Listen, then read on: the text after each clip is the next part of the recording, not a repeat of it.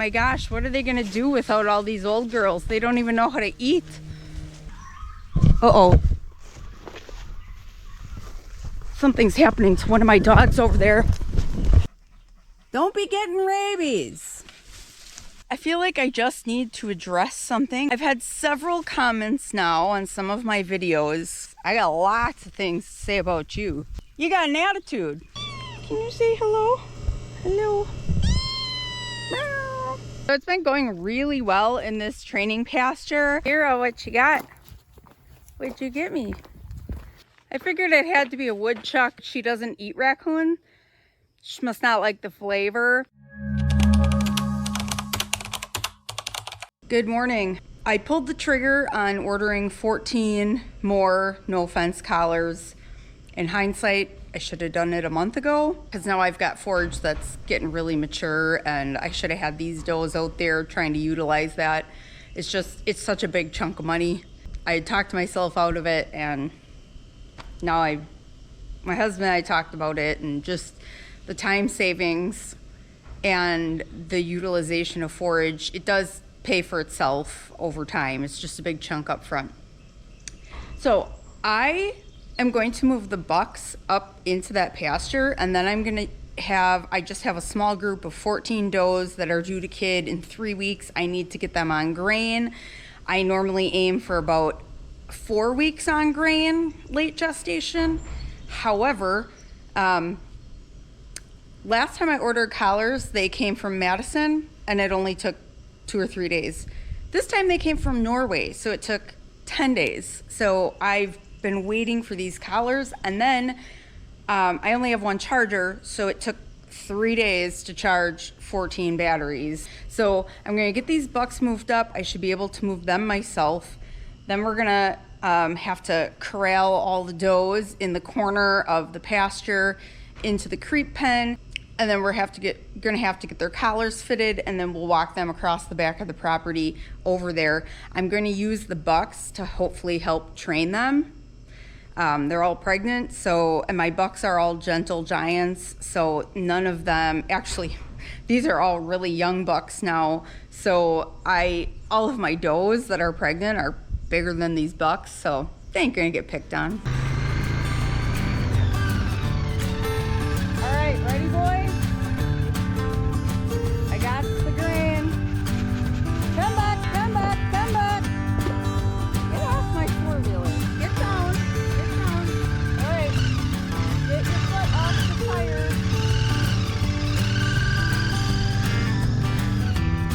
Come back, come back. Come on back, come on. Come back, come back. Come back, come back, come back. Come back, come back. Come on, boys.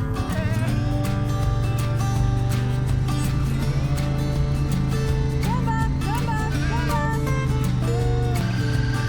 Come on, boys. Come back, come back. Come back, come back. They're getting tired. This is a hike. It's the opposite corner of the property that they were on. All right, boys, come on.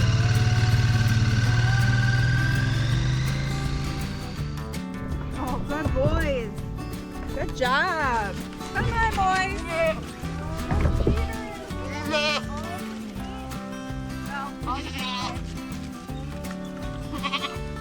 All right. Come on. Be quiet. Come on. Water.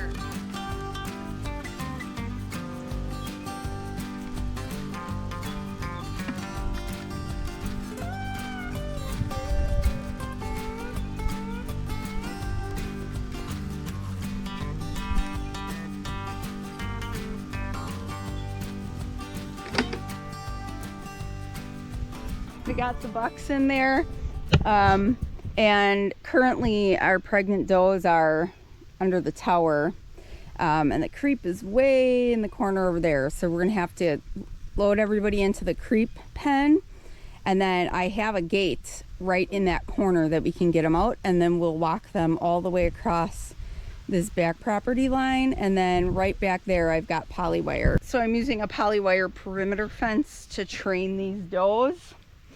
And I'm hoping by having the bucks in there that they will help train them so they'll understand turning away. Almost all of them are like my oldest does, and they're mostly my homebred ones. And my original genetics are very calm and have a few more brain cells than the ones I've bought in over the years. So if there were ever a group of does that's going to train easily, I think this is it.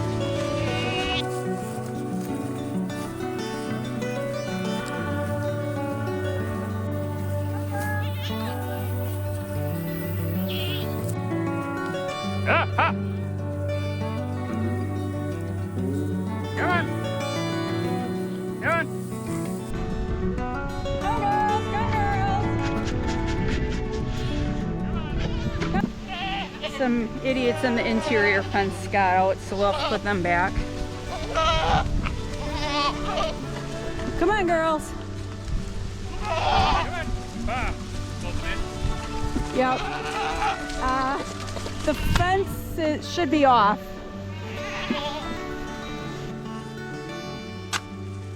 There's a storm just to the north. Lots of thunder. We felt a little bit of cool air for a while. I kind of wish it would have hit us. It would feel nice. So these bucks are picking on them a little bit. I kind of got after them and they seem to be doing better now. Once they're not excited anymore, that'll wear off. Hey. They're more picking on each other than anything.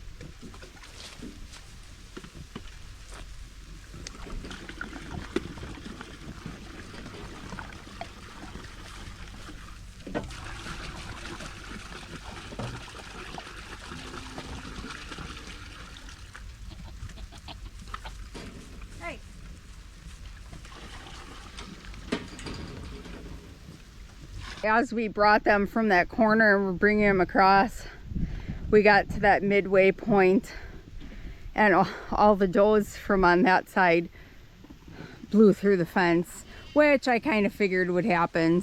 We got them back in really easy, and then I gave them a new section to graze right away to kind of keep their mind off of it.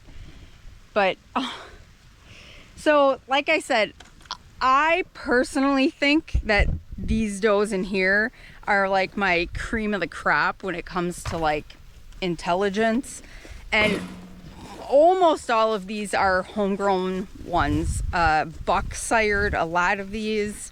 My buck, whose name is Buck. Ray and Paisley are the dams of quite a few of them, or the grandmas of a lot of them. There's only 3 or 4 in this group that I've bought, and the rest were all born here. So when I went to go give those guys a move, normally, I mean, you guys have seen me do it before. I open up the reel, I start walking, they rush in behind me, and they go into the new section. They did not get it. They like stood there, and I was like, come on. And I like started walking and making the opening wider so they would go behind me. And then they started following me. They like did not understand what I wanted. So I put the polywire reel down and like clap and call them onto the fresh section. I thought, my gosh, what are they gonna do without all these old girls? They don't even know how to eat. Oh, the nice thing about having this group be all of my like really old does is they know they're like older, more mature and smarter, and they don't give a rip about the other one. When you pull some of the younger ones out, they don't like to be separated, and then there's a screaming match across pastures, and they'll do anything and everything they can to like bust through fences and climb cattle panel and that kind of thing. But as you can tell, these girls are completely unfazed. They're like, yeah, whatever, we're superior. Oh, did you just see the feeder now? Oh my gosh, there's a feeder here. So I've got that feeder cranked down pretty tight, so they shouldn't be able to get a whole lot out of it. So I shouldn't have to worry about any overfeeding. That's the really nice thing about those universal feeders is I used to have to introduce grain so slowly, and then I'd have to have enough bunk space for everybody and pans and whatnot so I could give them a metered amount every day, like sometimes twice a day, and start real small and work them up. Now I just throw the feeder in, I crank it way down, I just can ratchet it up to where I need it over the next 4 or 5 days. All these does are in about the perfect condition. There's really only one that's not at the condition that I'd want to see, and I actually dewormed her last week already before the rest of them because I thought, you ain't looking so hot. I checked her out and I thought, oh, you do need to be dewormed. So hopefully we got on top of that and she's good to go. For now, I have polywire, and then this is all polywired in, and it goes all the way over there. So about midway up, I set the perimeter fence for the Nofence, and they all were really pushing that, and it started toning. The bucks were right behind them, so they knew what that meant. The does were like, what is that noise? And the bucks instantly turned around because they knew what it was. So some of the does were like, okay, we'll turn around too. And as they turned around, their collars shut off, and then they were like, oh, that made it stop. So even though they didn't get pulsed, I think they don't like the tone enough because that they're not enjoying how that sounds. Hi, Bush. Oh, this is a Beaujolais. Hi, Bush. Oh, here I thought you were coming to get pets and you blow right by me. All right, well, go lay down in the shade. Poppy, are you coming to get pets? Nope, you're going to the shade too. All their collars still have post-it notes on, so if you see little blue stickies on, that's why. So I get all the information ready in the house, get all of them, their names loaded into my app, assign collars, move their collars into an assigned pasture, and then I just put sticky notes on them so I'm not having to like refer back to my phone constantly while we're doing it. That way I have a bucket full of collars and I know exactly who they're supposed to go on, and it really kind of streamlines that process. I won't get them all moved across here before they kid. I'll keep them out here for a little over 2 weeks yet, then I'll get them down to the barn 5 days before they're due to kid, and then I'll probably just have the bucks finish off that last of the pasture. I think what I want to do is keep the collars on these does and have them eat some stuff around the barn. I always give access to the barn during kidding. Some people kid on pasture. I don't want to do it. I have the ability to kid in a building and I want to do it, but I also want to give them access to the outside. So I've got kind of that clover patch up by the house, and I've got a ton of weeds and stuff kind of around the garden and up actually the woods across the driveway. So if we can get these girls collar trained, I can have them work on all that. I'll probably keep them and the kids close to the barn for about 4 weeks. Oh man, all right, I gotta go in the shade here. So I think for the rest of the day, all I'm gonna work on is probably grooming dogs. They're disgusting. Badger is shedding out pretty good, but she's got some wild knots back on her rear end, and so Lucy's just got knots everywhere that need to be cut out, and she needs to be brushed out. Mira probably just needs a good brushing, and then one of my Cavaliers is just horrible. She'll probably get a body clip. She's beyond repair. She needs a bath because she rolled in a dead possum carcass last night. The other one, I should be able to just cut out the burdocks and a couple of the tangles. My husband's got to fix the skid loader. I think he was hoping to lay some black today. All right, so I didn't plan on picking up the camera today, but I just opened up this fence for the does that I'm training to these Nofence collars. So I thought I'd just show you that quick because they're making really good progress. They're learning really quickly. Not all of them, in fact, most of them have not been pulsed yet.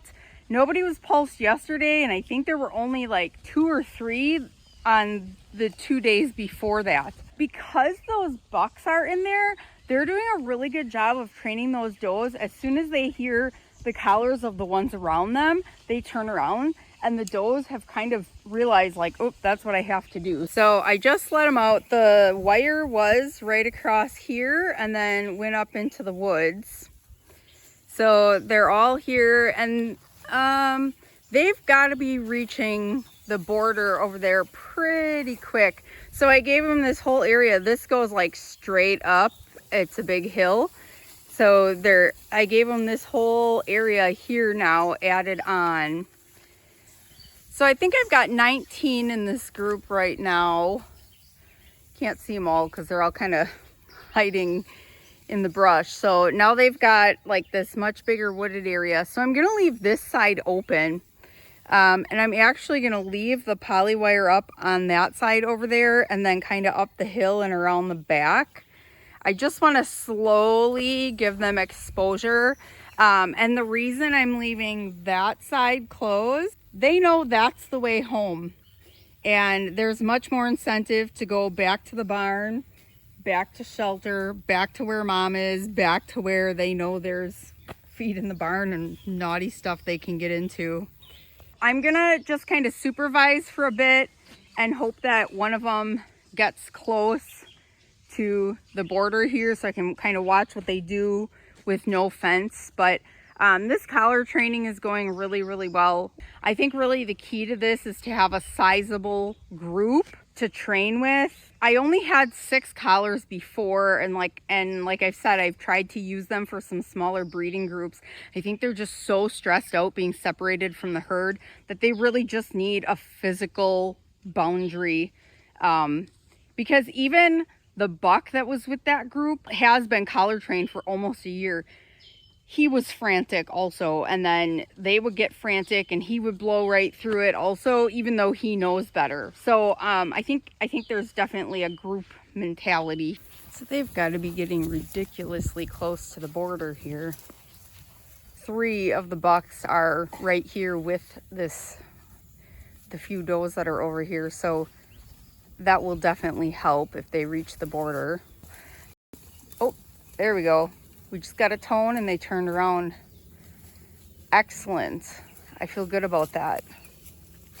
Now I just have to figure out how I'm gonna get out of here with the 4-wheeler with them there. So the problem we've learned is if I've got the 4-wheeler idling or I wanna drive through them, basically I have to do it really fast and rush through because they can't hear their tone otherwise. If I drive away slow, they can follow me and not hear their collars toning at them. I have to be able to get around those does with the 4-wheeler and then basically like take off really fast so they can hear their collars when they tone. Mira, what you got? What'd you get me? I just want to see what you're bringing me. Can I see? What'd you get? It's got to be a woodchuck because she doesn't. Oh, good girl. Good girl, Mira. I figured it had to be a woodchuck because she brings the raccoons back, but she doesn't eat raccoon. She must not like the flavor, but she always eats the woodchuck. So it looked like she was going to find somewhere to gnaw on it where the other dogs wouldn't get her. Good morning. We are finally breaking from some of this nasty heat we've had. It's definitely humid today. Oh, hold on. I thought we were supposed to be way less humid, but it's not. I think there's little tiny chances of pop-up storms today, but it's only like a high of 74, which is definitely welcome because we've been up around 90 and really humid, and the livestock are just over it. They don't eat well. I've got some new little friends here. I start my kittens in the house, and once they learn that we're mom and dad. Oh, where are you going? You're gonna climb down? Okay. Once they learn that we're mom and dad, usually like 2 days, I start bringing them out to the barn, and then they kind of hang out in the rabbitry usually. The older cats don't really care or want to look at them, so we let them explore and hang around, and then I take them in the house at night. And usually within a week, they're sleeping in the rabbitry overnight. And then after about 2 weeks, they kind of do whatever they want. That's kind of how it works out. So, can you say hello? Hello. Meow. All right, guys.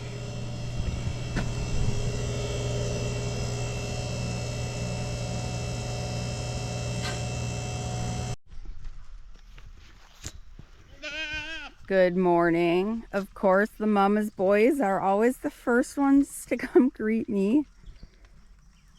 You love your mommy. Oh, you do. So it's been going really well in this training pasture. Only about half of these does have gotten a pulse yet, but I stood out here for about a half hour yesterday and observed them, just kind of see what they were doing. I watched them as I moved up the hill, and I tried to kind of lure them up to the border so that they could slowly get toned. Good morning. Hi, friend. So this doe had she's the one that had her jaw bashed on the one side and had that injury, and she's never been friendly or let me come near her until I started treating her for that. And then I think you realized every time I caught you that you felt better a half hour later after you had your meds. So now she comes right up to me. That's actually pretty common. I'll find that it goes one way or the other, and it's usually they become more friendly after they've had like a big event where they've had to be treated a lot. Occasionally they'll be like, I ain't going near her. She scares the crap out of me. She's gonna jab me with something or put something down my throat or whatever. But most of the time they become much friendlier because they realize like, oh, I guess nothing ever really happens too major after she catches me. Good morning, girls. How are all of you? Had some storms roll through last night. Y'all look pretty dry. Nobody's wet at all. Excellent. Uh-oh. Something's happening to one of my dogs over there. What happened? Are you okay? Did you get hurt? What got you? You gonna show me? Did Mira get it?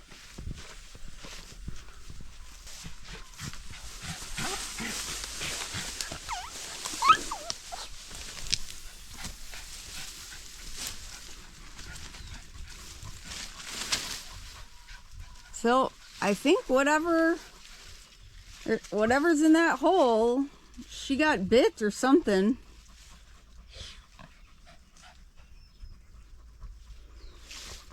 I mean, I guess I never feel bad because I know Mira's got her back and wouldn't let anything happen to her, but don't be getting rabies. Okay, well that was a quick detour. I was all the way on the other side of the farm over there, and I've got 2 fences up right there yet, so I couldn't go straight through and come the shorter way. I had to go all the way around. So, but now I got my does all riled up because I like started running and they were like, what's going on? So they all ran away.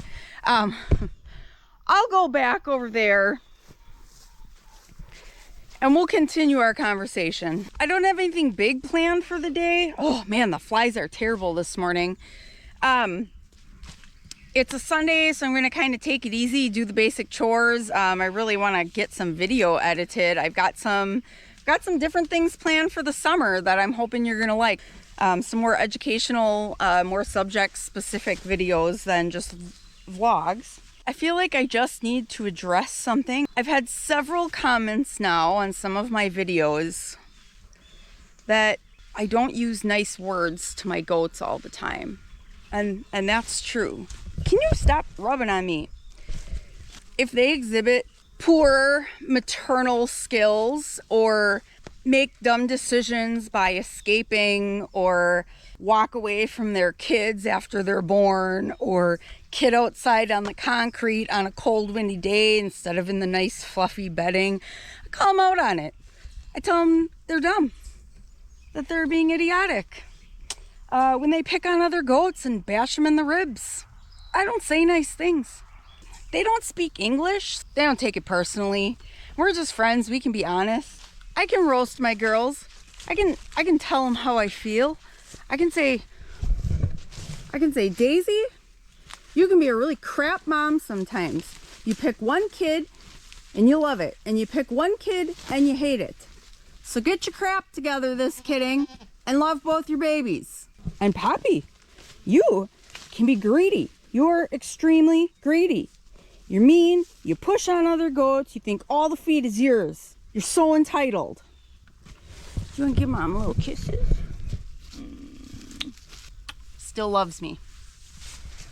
Quit rubbing on me. I don't like your buck stink. You're stinky. Stinky. Huh? I don't want to beat a dead horse. Oh wait, I got one more. Right, Paisley? I got lots of things to say about you. Paisley produces the absolute nicest looking kids in our herd. But let me tell ya, you got an attitude, don't ya? You think you're the queen. You think everybody else is beneath you. You bash everybody in the ribs. You've literally caused accidents that have caused death. What do you have to say for yourself? You bag?